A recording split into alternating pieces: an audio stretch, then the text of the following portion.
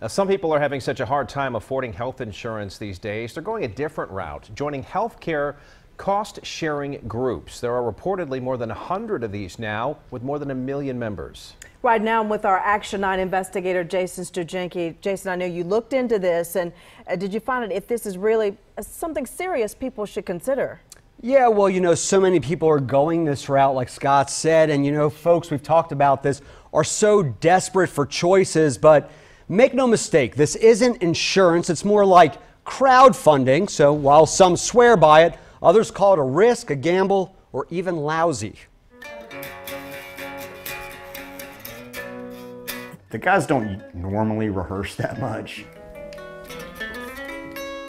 Greg Howard tunes guitars for big names.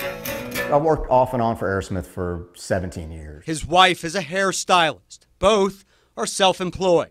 We used to have Blue Cross Blue Shield, and the rates skyrocketed. So they joined a healthcare sharing ministry called Alira Healthcare.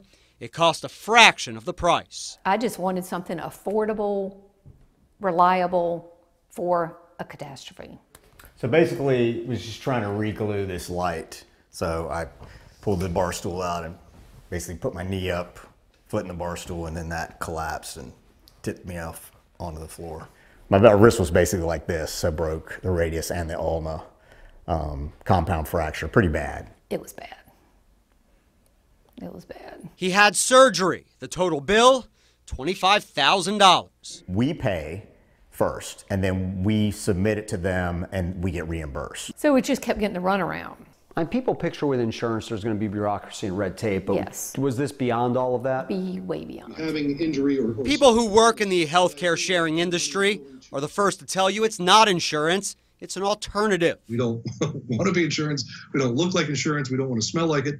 Matt Bellis works for Liberty Health Share. I actually liken it a lot to going to a church where people have gathered together to support each other, give money to one another, stand up and say, hey, everybody, I broke my arm. Here's the medical bill. And people just come up and give you money. Susan and Mike Shockley belong to Liberty and love it. We pay the money every month, and they provide the service when we need it. Here's how it works. The Shockleys pay $349 every month, no matter what.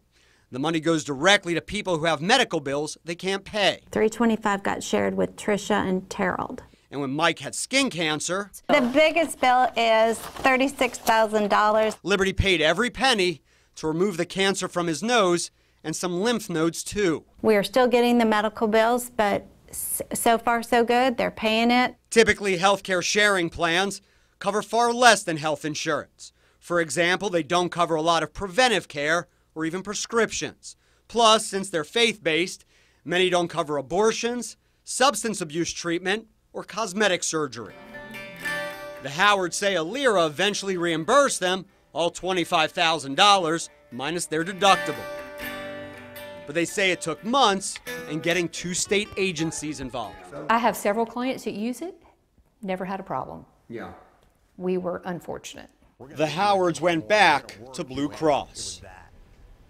Now, Alira emailed me. It was disappointed the Howards had a bad experience. The group said meeting or exceeding expectations is its top priority, and that it fulfills that mission the vast majority of the time. And Jason, you were telling me since healthcare sharing isn't insurance at all, this really is not regulated by the state either. Yeah, that's right. So if you have a problem, don't expect the Department of Insurance to help. Now, that said, the Attorney General might. All right. Thanks, Jason.